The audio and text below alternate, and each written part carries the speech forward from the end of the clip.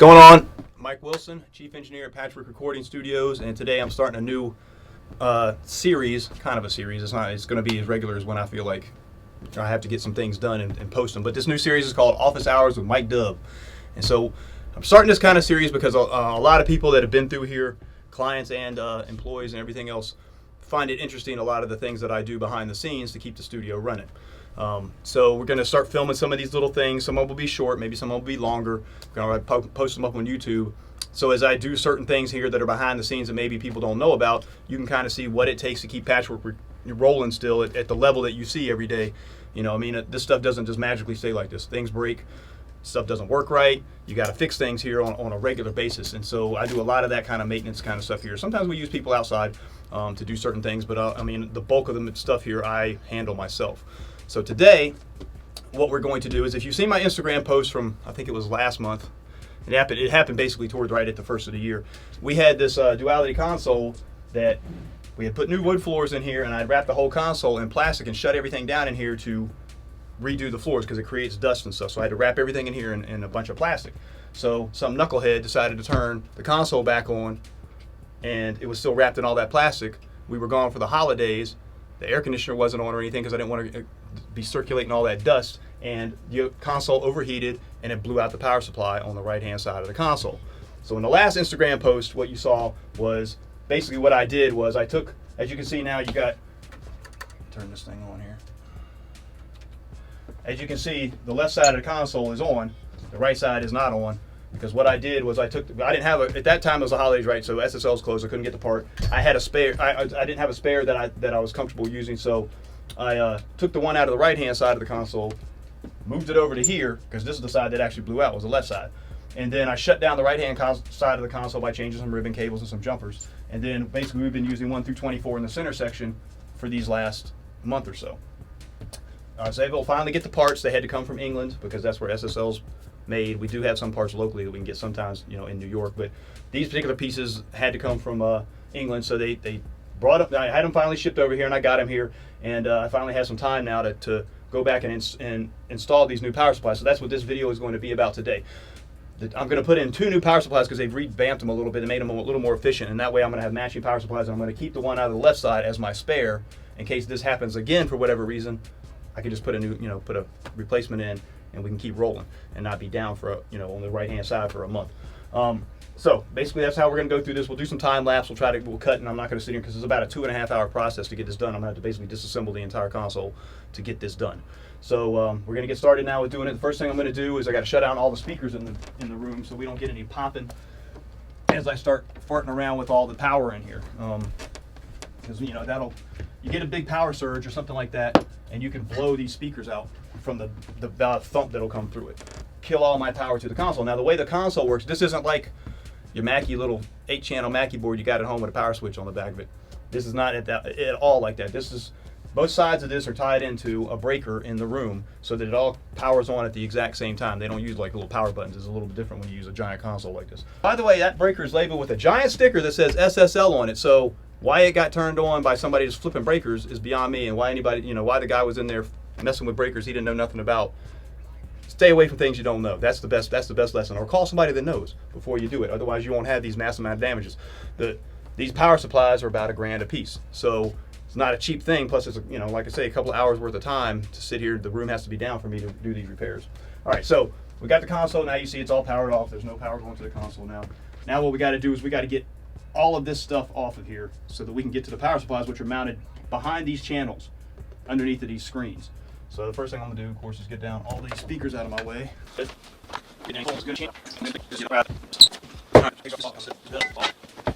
Alright, so amazingly enough, with all of this stuff that you see here, it looks like it would take a lot of different tools and stuff to get this done, 2 screwdrivers and a socket wrench. That's all it's going to take for me to disassemble this entire console, which is kind of cool that SSL decided to make everything kind of uniform so you don't have to find a bazillion different tools like you do when you're trying to fix your car. All right, the other thing I do is to keep myself organized. There's a lot of screws involved in this. I got these little cups. Throwing my screws in these cups. That way I don't lose them, and I can set them out and I know what's or what. I'm basically not worrying about what section they go in as long as they're all the same kind of screw. That's what I'm going to throw in each can. So first we're starting off, we got to get this. We got to take this hood down so we can get this TFT display out on each side. So the first thing we got to do is get all these screws out of here that hold that on in the back. It's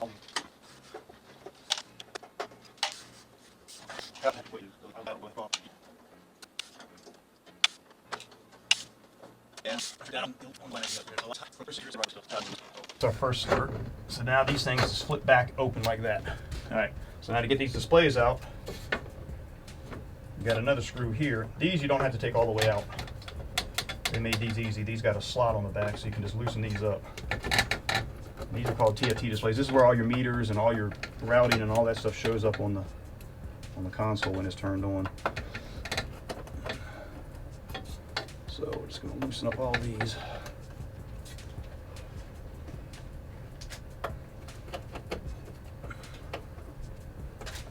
All right.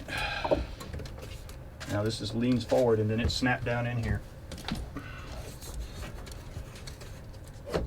It's just got like a little tight pinch thing. All right, and so I'm going to lay it down here. Now if I was just working in this section here, this is where the power supply goes. You can see the one that's missing here because I moved it over there. I typically wouldn't have to completely remove this thing out of my way, but in order to get to the power supply screws and things like that, I got to take channels out. So what we're going to do is we're going to go ahead and remove these ribbon cables that hold this on, and I'm only removing as many as I need to. I'm just going to start jacking them up. There's our TFT display on this side done.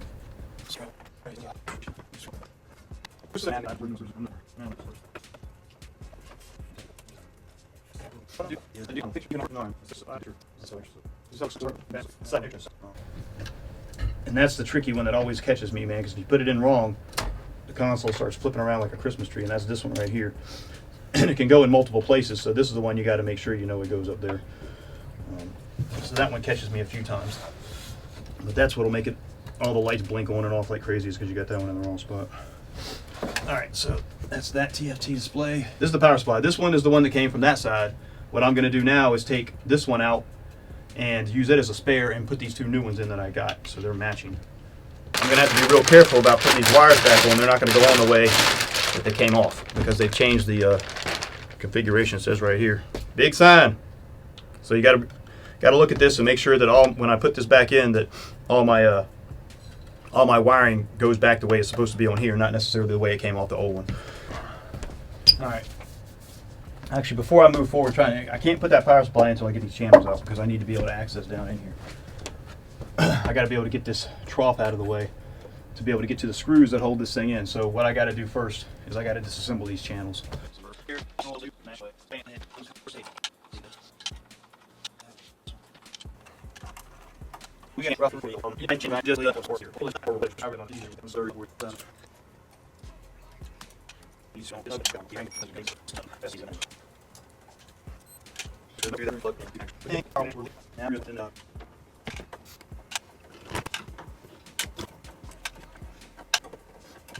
And everything's disconnected on the channel. So each of these I/O channels is all the same. Every one of these 48 channels is the same thing. So you can take one and put it wherever. It doesn't really matter. So it doesn't really matter where I put them back in here, but typically when I take them out, I just stack them the way I took them out so I can put them back in the same way.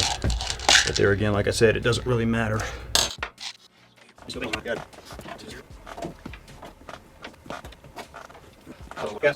And the other thing I got to do to basically get to these screws that are down here along the bottom and stuff is I got to get this trough out of the way. And that's the only other tool I need, which is this very odd 5.5 millimeter socket. And I got to use that just to loosen up these. And I'm not going to take the whole thing apart. I'm just going to loosen them up so I can slide the tray out of the way because I don't really want to have to deal with all these wiring harnesses in here. But there's two nuts that hold this down.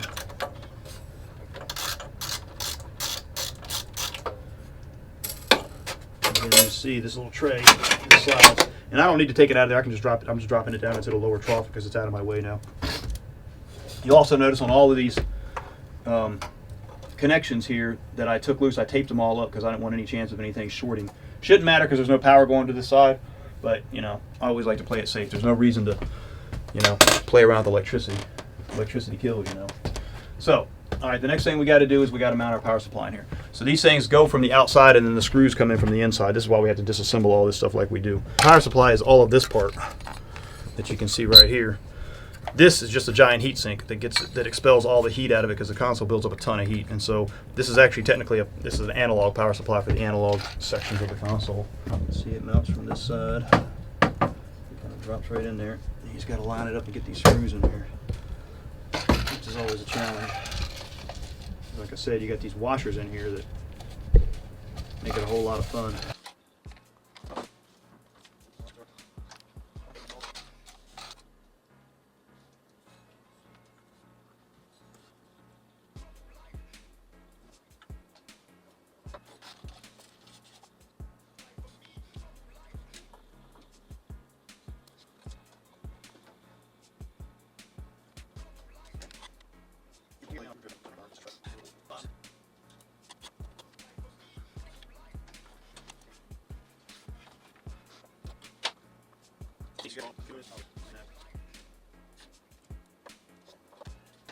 Okay, so now we got the power supply mounted in there.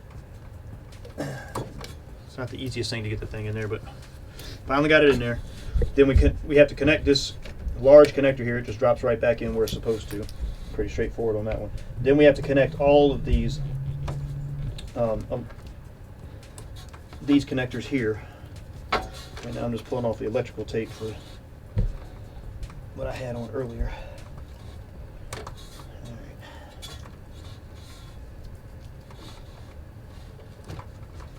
And then, as I said earlier, they've changed the design of this power supply to make it more efficient, which means these wires, where they usually would, they're kind of lined up to where they got to drop in. I have to double check this and make sure I go color coding based on what it says, because it can damage the power supply if you do it wrong. So that's the next step.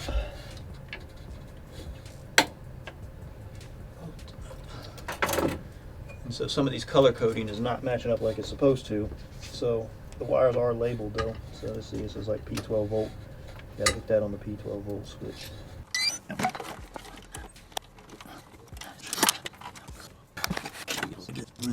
All right, cool.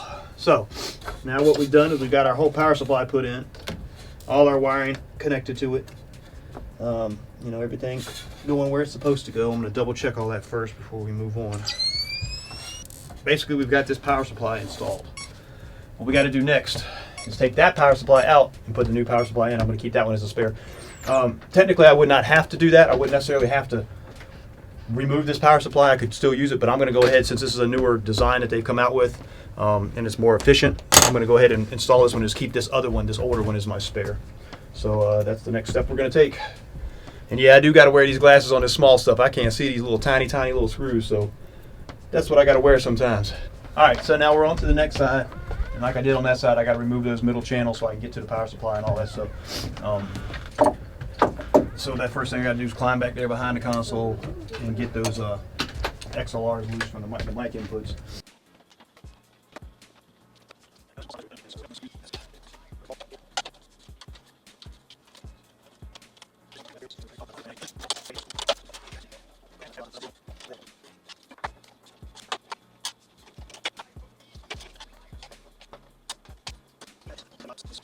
This is the new power supply I'm putting in. This is the old style power supply. This was the still good one that I pulled out. Just to show you the differences that they've done on it now. These two connectors here are now over here. These three are still down here at the bottom. These two are at the same spots close to, but they've reversed the wiring. And then your ribbon connector used to be in here, now it's up here. So you got to be aware of these things. There's been some changes in the way that they've done these. So I just have to be a little aware of what I'm doing. And as you got the coatings laid out here, although the color coding on this doesn't exactly match what's inside the console, so you have to still look at the stickers and know exactly what's going to which terminal, as the terminals are labeled here. So you can tell which one is 12 volt. And then, each one of these is labeled as it needs to be. You just have to connect it up to the wire to make sure it's the same.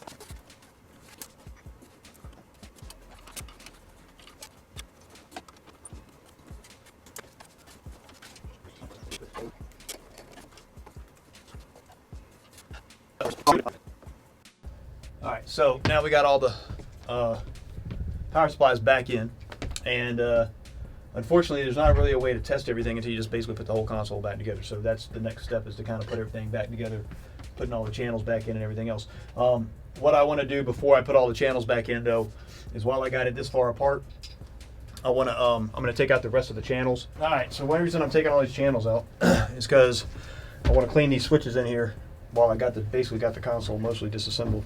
All these little switches right here, they get kind of gunked up if you don't use them like all the time. So what I like to do is just spray a little stuff in here while I got it apart. This is the only way to really get the stuff in there. This is a deoxifier. And basically what it does is it just gets rid of all the crud that gets built up on it. And I just like to exercise the switches a little bit, move it around in there. Mainly the gate is the worst one, there's dynamics in. These other ones aren't too bad. And the biggest one I'm trying to get here is this gate one. These other ones never really, these are more soft buttons, so they don't really tend to have as much issue. This one is actually links in, so it tends to be a little bit more of a problem, some of these ones that link in. See, these are soft buttons, the ones that don't latch, so they're not really a problem. So really the ones I'm trying to get is the gate.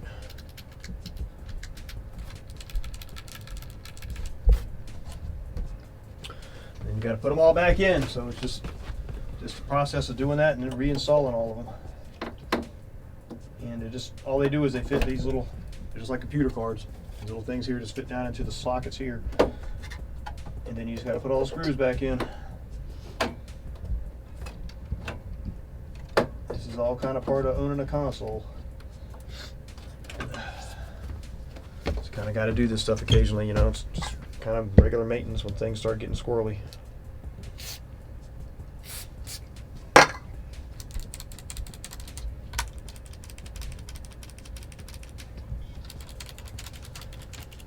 Not particularly fun, but you know, necessary if you want your console to stay in top shape.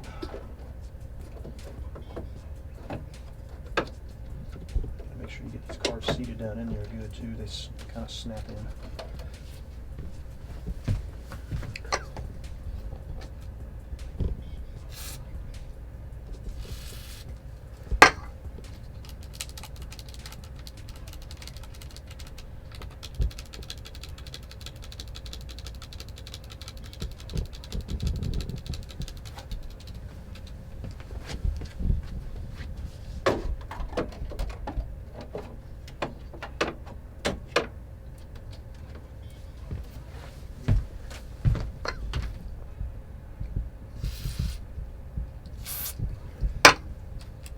This stuff just basically evaporates. It's not, you don't got to wipe it off or clean it off or anything. It just evaporates pretty quickly. Just eats away, like I say, eats away corrosion on the metal contacts. And so it's safe to have in here and put in here on electronic devices. It's made for that.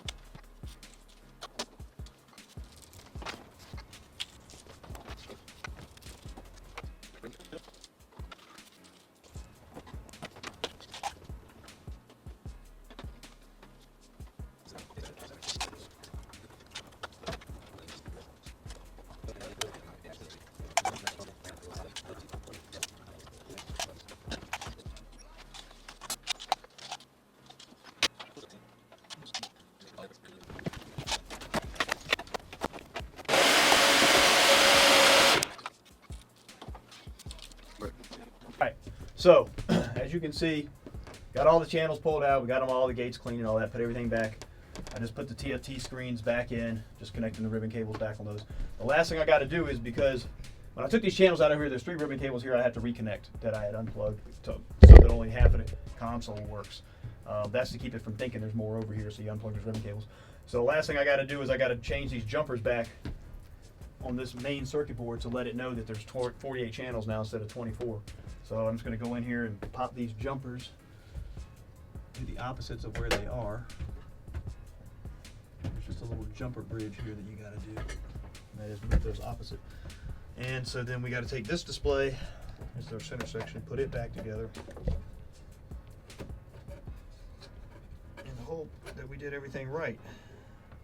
If we didn't do everything right, then it ain't gonna work.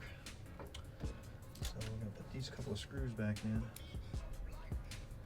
because I don't really like doing too much with the screws on the inside with the console running, because if I drop a screw in it, they can short and screw up everything. So got that done. So like I was saying, each of these is a separate section, and they have to be turned on at the same time, so you can't use little switches on the back, but you have to flip a breaker that everything's tied to, so everything turns on at once.